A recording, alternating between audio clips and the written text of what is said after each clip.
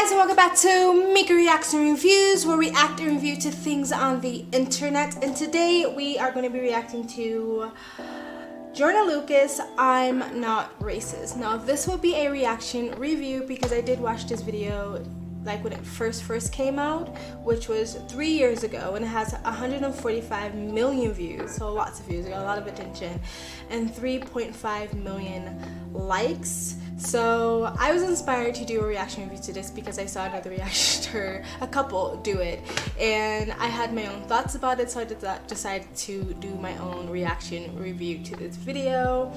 Before we get started, if you like these type of videos, please like, comment, and subscribe. Hit that bell to get the notifications when I do upload.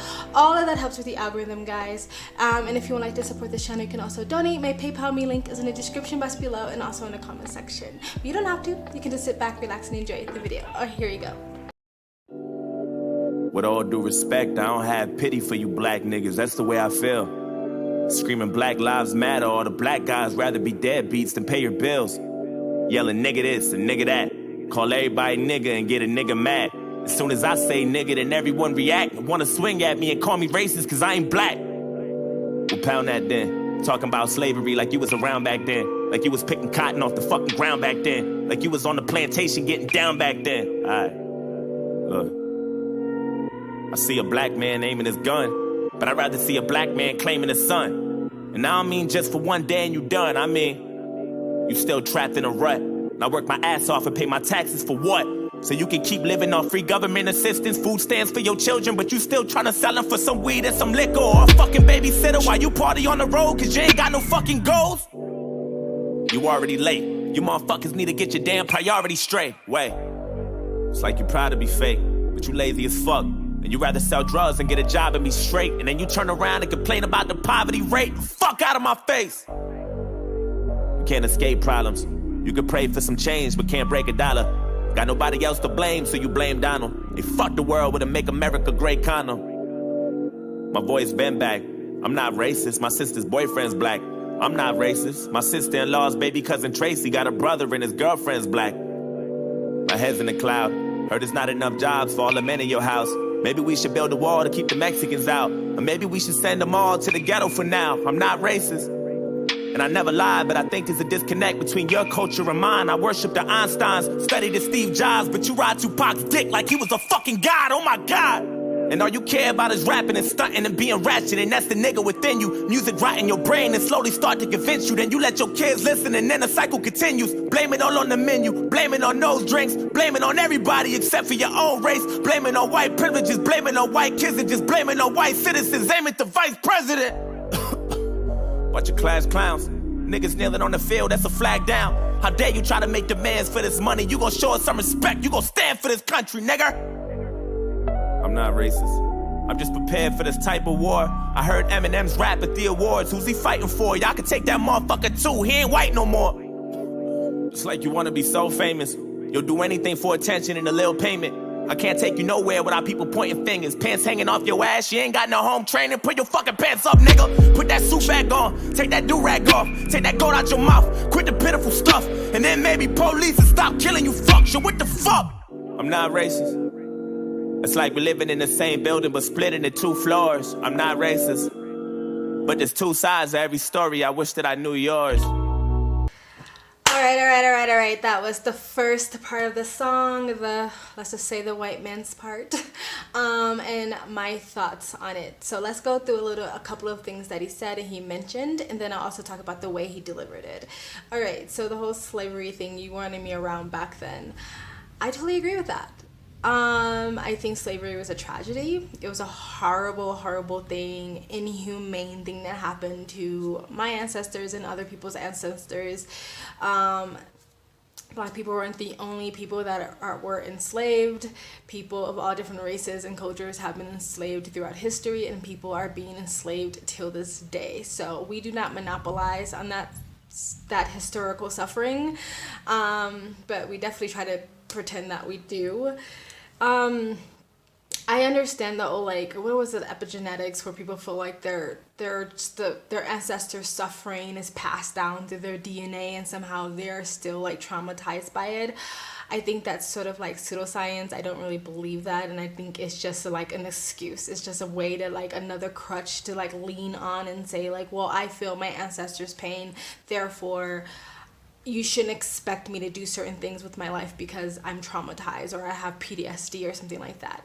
I actually think it is extremely disrespectful. And when people talk about like cultural appropriation, I think Black people who uses slavery as their reasoning to be upset or angry or their excuse of not creating the life they want, I think that they're appropriating their ancestors' suffering and their pain. And I actually think it's disgusting, and I think it's extremely disrespectful, and I think it's extremely inappropriate.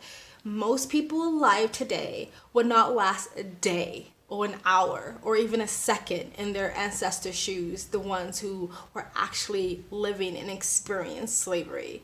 They don't have the mental, the emotional, the psychological, the spiritual, or the physical strength to be able to actually endure the suffering that their ancestors did.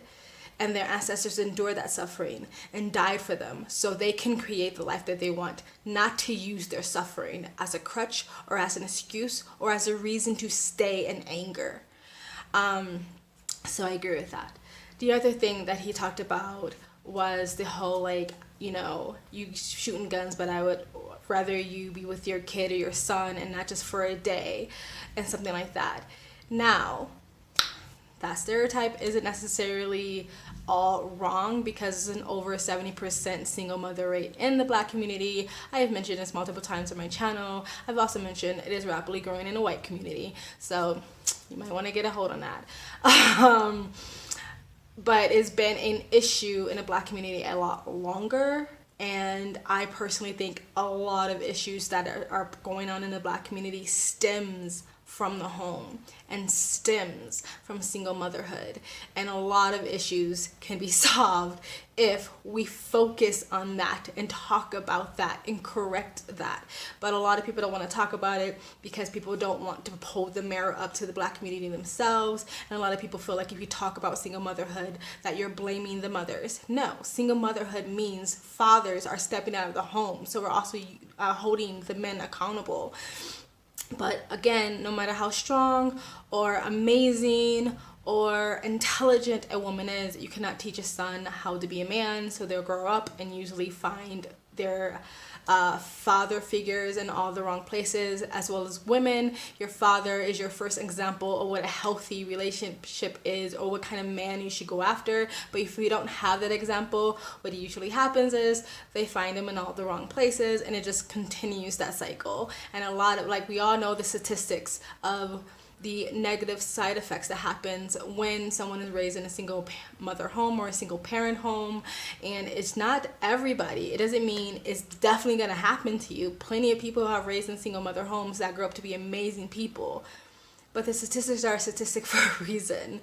Most people would just continue that cycle, unfortunately, and fall into all those negative side effects of having a single mother. Like, look at the prison system. A lot of those men and women didn't have a father in the home. So that was another one. The whole welfare thing. Yes, Black people are on welfare, but actually more poor white people are on welfare than Black people. So you know what I mean? He might be like not turning the mirror on himself. Maybe he feels like, and maybe other people feel like, Black people use welfare or the government handouts as a crutch, but technically white poor people are on welfare more than Black people, and that could just be a result of that there's just more of you or more white people. The other thing he talked about was like he looks up to Steve Jobs and Albert Einstein, and that, oh, you look up to Tupac like he's a god, and then you listen to all this trash music, and then you pass that down on to your children. And first of all, like, Tupac was a talented person. Like, he wasn't like nothing, you know what I mean? He was a talented artist in his day, and he did try to speak some truth into his songs. So that's the reason why a lot of people like look up to him. However, people do worship him like he's kind of a god, like people who weren't even alive back then. And people do that to all celebrities. Like, people do that to like most celebrities who don't really deserve your idolization anyway. People treat our celebrities like they're gods or like they're royalty. They idolize them, they worship them, and it's just sickening to be honest. Unfortunately, today, I think that the celebrities that we have to hold up to as examples are like the worst kinds of examples. And it is really true. Like, the stuff that you perpetually listen to, the stuff that you perpetually watch, the people that you perpetually surround yourself with, the environments that you're perpetually in, really does affect who you are and what type of person you become. So as a parent, if you are listening to music that just perpetuate toxic behavior, and then you have your children around that, and your children takes on that music, and then they takes on that behavior, then it's just perpetuating toxic behavior within that culture. So you do have to be careful with the type of music and entertainment that you're introducing your kids to, because if they see you listening to that type of music or doing bad behavior, you can't then turn around and tell them not to. So he's definitely like saying some things, and I'm talking really calm, by the way, because I have a roommate who's like, not a roommate, a new neighbor that's like practicing her musical skills or something, and I'm trying to be respectful to her, even though she's not really doing the same. I don't know if you can hear her or not, but like I can, so anyway, continue. So he's not necessarily saying lies, right? He's speaking some truth to the young black gentleman that he's speaking to. He's not just making up shit. Like, he is actually saying some facts here. The problem I have with him is the way he's saying it and the way he's delivering it, right? Because like, I wouldn't be like, if this was a regular person, just everyday life, just saying this stuff like out in the streets, like, I wouldn't blame people from thinking he was a racist because of how he's saying it, maybe out of frustration, out of anger himself. He's saying it in a way that, like, if you were actually trying to convince somebody, you're not going to convince them. And matter of fact, if it was real life, you'll probably get your ass beat into a bloody pulp. Like, I'm not saying that violence will be deserved in that situation. I'm just saying, like, most people, especially who already think like the black dude on the other side of him, wouldn't get anything from what he's saying. They wouldn't hear him. They wouldn't digest anything he's saying because of the way he's saying it and the way he's delivering it. It comes off very aggressive and very angry. And yeah, it kind of comes off a bit racist because he's not making a difference here. When Adam Calhoun made his song Racist or Racism, he made a difference. He put the whole nigga, you guys do this and all the stereotypes, but then he made a difference to good black folks. He made a difference. He separated it. Where this guy is just sort of generalizing, like he's just making it seem like it's all of you. It's all of you doing that. Like he mentioned the whole sagging pants thing. A lot of moms and a lot of parents, when they see their son sagging, they do tell them to put up their pants. I grew up around young men who sag their pants, and you would see the adults telling them to pull up their pants. They're not like just thinking that that's appropriate behavior, that's the appropriate way to leave the house, right? So like, he's not making a difference. He's not saying like, some people are like this, some people, the people I've met or in my experience, or people who think this are like this. He seems like he's just generalizing, and I think that type of thinking can lead to being a actual racist, or at least developing biases towards a whole group of people just because of some bad apples within that group, right? So I just think it's the way he delivered it. So enough talking, I'm gonna get to the next section of the song.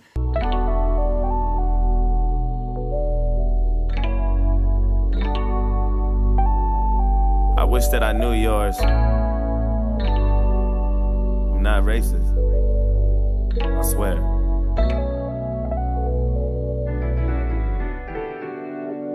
With all disrespect, I don't really like you white motherfuckers, that's just where I'm at.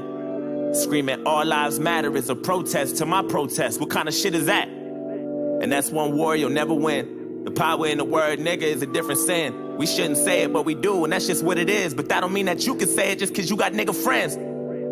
Nigga. That word was originated for you to keep us under. That when we use it, we know that's just how we greet each other. And when you use it, we know there's a double meaning under. And even if I wasn't picking cotton physically, that don't mean I'm not infected by the history. My grandmama was a slave, that shit gets to me, and you ain't got no motherfucking sympathy, you pussy nigga. I'm sorry, you can never feel my life. Tryna have faith, but I never feel alright. It's hard to elevate when this country's ran by whites, judging me by my skin color and my blackness. Tryna find a job, but ain't nobody call me back yet. Now I gotta sell drugs and put food in my cabinet. You crackers ain't slick, this is all a part of your tactics. Don't talk about no motherfucking taxes when I ain't making no dough. You think you know everything, but you don't. You wanna copy our slang and everything that we know. Try to steal black culture and make it your own. Whoa. Fuck, I'm exhausted. I can't even drive without the cops trying to start shit. I'm tired of this systematic racism bullshit. All you do is false shit. This the shit that I'm false with. And you don't know shit about my people. That's what bothers you. You don't know about no fried chicken or no barbecue. You don't know about the two-step or no loose change. You don't know about no 2 chains or no Kool-Aid. You don't know. And even though Barack was half as black, you hated President Obama. I know that's a fact. You couldn't wait to get him out and put a cracker back. And then you gave us Donald Trump, and I was payback for that. I'm not racist. I never lied, but I noticed a disconnect between your culture and mine. Yeah, I praised Tupac like he was a fucking god. He was fighting for his life way before he fucking died. Nigga, die, nigga. And all you care about is money and power and being ugly, and that's the cracking within you. Hatred all in your brain and slowly start to convince you. Then you teach it to your children until the cycle continue. Blame it on Puerto Rico, blame it on OJ, blame it on everybody except for your own race. Blame it on black niggas and blame it on black citizens. Aim at the black businesses. I ain't saying I'm innocent, but I might be any day now. Treating everybody how you want in any way how. I swear North Korea about to bomb us any day now. And now I'm ducking every time I hear a fucking plane now. Shit. You know I make a lot of sense, but you just can't admit it. When Eminem went against Trump, that was the illest. Cause even though he's white, he let us know he's standing with us. I'm not racist, but I cry a lot. You don't know what it's like to be in a frying pot. You don't know what it's like to mind your business and get stopped by the cops. And I know if you about to die or not. You worry about your life, so you take mine. I love you, but I fucking hate you at the same time. I wish we could trade shoes so we could change lives so we can understand each other more, but that'll take time. I'm not racist. It's like we living in the same building but split into both sides. I'm not racist. But there's 2 sides to every story, and now you know mine. Can't erase the scars with a bandage. I'm hoping maybe we can come to an understanding. Agree to disagree, we can have an understanding. I'm not racist.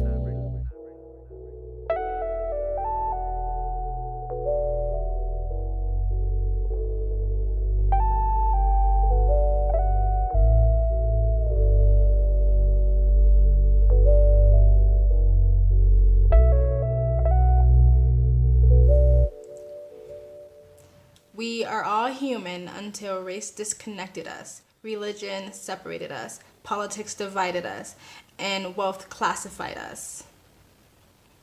I actually really agree with that, but that wasn't said in the song.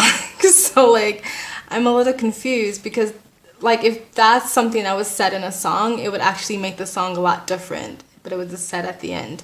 But I very much agree with that we are all human and we have more in common than not, and so we should stop being so divided. So I'm going to talk about what the black fella said, break it down, and talk about the delivery like I did with the white guy. Okay, so one of the things he talked about is my grandma was a slave, so I feel that pain and you can never relate. First of all, you don't know his genealogy. You don't know his ancestry. Again, black people weren't the only race of people that were enslaved. So it is possible that the man, the grandma, was a slave at some point. Whether it is or not, no, I don't know my ancestors' pain. Again, that's literally, having a creepy guy on a train stare at you, and that's all he did, just stare at you, and then you tell a woman who was brutally raped that you understand her pain. No, you don't. I'm sorry, you just don't. You don't understand that your grandma's pain whatsoever at all because you weren't there, and it was extremely disrespectful to pretend you do somehow, because I could not even imagine the life of a slave, and I would never pretend that I can ever. Because my life has not even been a percentage of that. So I don't agree with that. The other thing of the N-word, yeah, we can say it, we shouldn't, but when you say it, we know it has a double meaning. Again, it's just generalization. Most kids these days who sing rap songs and just said the N-word with the rap song, it's just singing. They have no double meaning. If somebody wanted to be racist, they would just say it with the R. Like, I don't know. Like, for me, I don't like the word. I don't think anyone should say it. I don't think my racist should say it because it was supposed to take the power back, but it hasn't taken the power back at all. It's just now another reason to be angry because someone else said it. And if I was racist, I would be laughing every time a black person said it, because I'm literally like, you're literally taking a word we made, like white racist people made for black people, and now you're using it in a jovial and friendly way, just loosely. If I was actually a white racist person, I would never say it. I would just laugh at every black person who ever said it.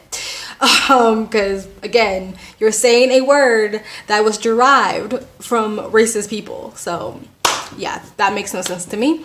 The other thing is that, like, it's hard to live in a world when it's ran by whites. I said this in my Dr. Jordan Peterson video when he talked about feminism and how women say the world is run by men. No, it's run by the elite. And some of them happen to be white. There's a lot of really rich people in a lot of other countries, not just America. I know people think only America exists, but that's not true. It's ran by the elite. A tiny, tiny, tiny percentage of people, the 1% of the 1%. Your average white person is not running the world. So no. The other thing is like, well, I have to sell drugs because of the situation I'm in, and that was all a part of your plan thing. I don't agree with that. And the reason why I don't agree with that, I come from a really, really, really bad childhood. I was brutally abused my entire childhood. And when I say brutally abused, usually when I tell people just one thing that happened to me as a child, they gasp. A lot of people think I'm making it up. People have told me that they wouldn't be alive today if that happened to them as a kid. I was brutally abused and tortured as a child, my entire childhood. Every type of abuse that you can do to a person, I experienced throughout my entire childhood by the hands of my mother and by other family members. I was sexually assaulted as an adult. I was in a domestic violence situation as an adult. I went through a lot. And I don't use that as an excuse to sell drugs and to use that as a reason why I'm not going to create the life that I want. Is it hard?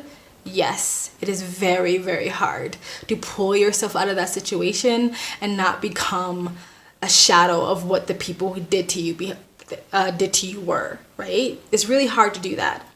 But something being hard is not an excuse. If you decide that it's too hard, therefore I won't try, and therefore I will just do this easy thing, then that is a decision that you made, and nobody else made you make that decision but you.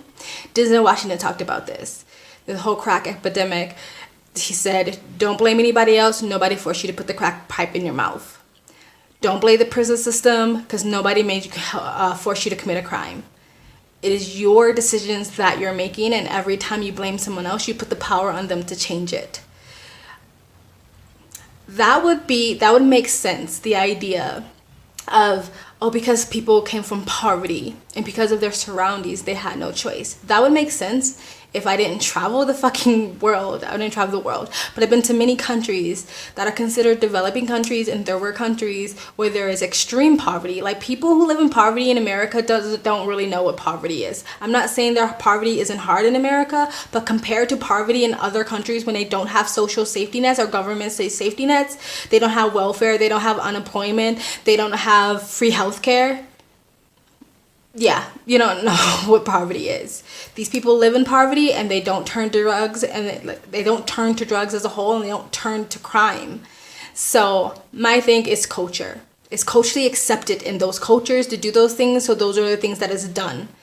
In other countries and other communities that suffer poverty that don't do those things is because it's not in their culture.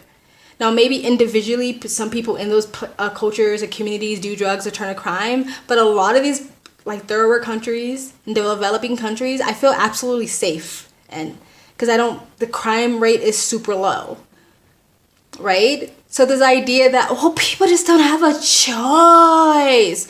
Yes, you do. It's hard. It's hard to make the right choice in those type of situations. I understand that, but you have a choice, and if you don't make the choice to do the right thing, that is a choice you made. You made. If there's 1,000,001 obstacles in your way and you didn't do everything in your power to get around those obstacles, to break through those obstacles, to get over those obstacles, and to get under those obstacles, if you didn't make that choice to keep fighting for the life that you want, that's the choice you made. And no one else is to blame but you. Sorry, that's just how it is. This idea that, oh, well, people don't have a choice but to sell drugs. If you look at drug dealer lives, they're not selling drugs just so they can make it. Just so they can put food on the table, and that's it. They just want to make it. They just want to survive. No, most drug dealers live a life that's unnecessary. They have cars. They live in, have fancy clothes and jewelry. They try to live a luxurious life in the hood, basically. They're not just trying to survive. So the lifestyle that they're trying to get is actually an unnecessary lifestyle for anybody to have. They're not just trying to feed their kids, and that's it. It's the same thing like with exotic dancers. I respect the idea of like, I had to do this just because I had to feed my kids. But again, if you know the life of an exotic dancer, a lot of them live a life that's unnecessary because a lot of them have to put their money back into their bodies. Boobs, asses, hair, wigs, outfits, and all those things. So you actually could just work at McDonald's and be able to feed your kids, but you became an exotic dancer and now you have all these unnecessary expenses. So I'm not buying it because I went through hell and back and then hell and back again. And I still created the life I want. And I never became an asshole. I never abused anybody else. I never became aggressive. I never became violent. I never turned to drugs. I never did any of those things because I had made the choice. I made the choice a long time ago not to blame anybody else for my situation, not even my abusers. That is my life and I need to make the best of it. So I really, really don't like that whole drug line, right? What was the other thing? The whole like being terrified that you're going to be murdered by the police. I have never been terrified I was going to be murdered by the police ever. I've been pulled by the cops a good amount of times. I lived in LA and everybody speeds and I sped and I got into the carpool lane when I wasn't supposed to. Anytime I ever got pulled over by the cops is because I was breaking the law. Every single time. And for the most part, 99.9% of the time, the cops were actually quite nice to me. And most of the time, let me go, even if I was breaking the law. I never was scared they were going to kill me or murder me. I was nervous. I think most people are nervous when they get pulled over by the cops because they're an authority figure. And you don't want to go to jail and you don't want to get a ticket. But I was never scared I was going to get murdered. I had black friends. I've been in a car with them when they got pulled over by the cops, and guess what? They never turned to me and like, "Oh, Shamika, we're gonna get murdered." We both knew we were gonna be fine. So that lie that every black person is terrified they're gonna get murdered by the cops is not true. However, if the mainstream narrative keeps perpetuating that idea that all cops are murderers, and then literally terrify black and brown people, so when they do get pulled over by the cops, they act irrationally. Because now they think they're going to get murdered. Like if you literally think you're about to die and lose your life, you really think you're going to act rationally and comply with the police officers that are pulling you over? No. So it's a self-fulfilling prophecy.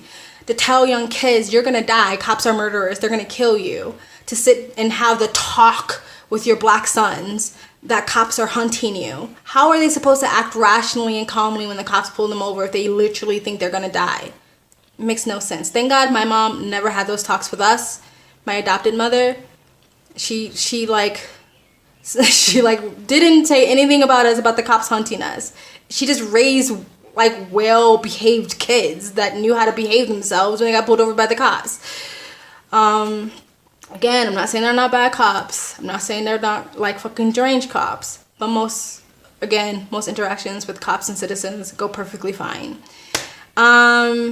I think that's about it. That's all the things I wanted to break down with he said.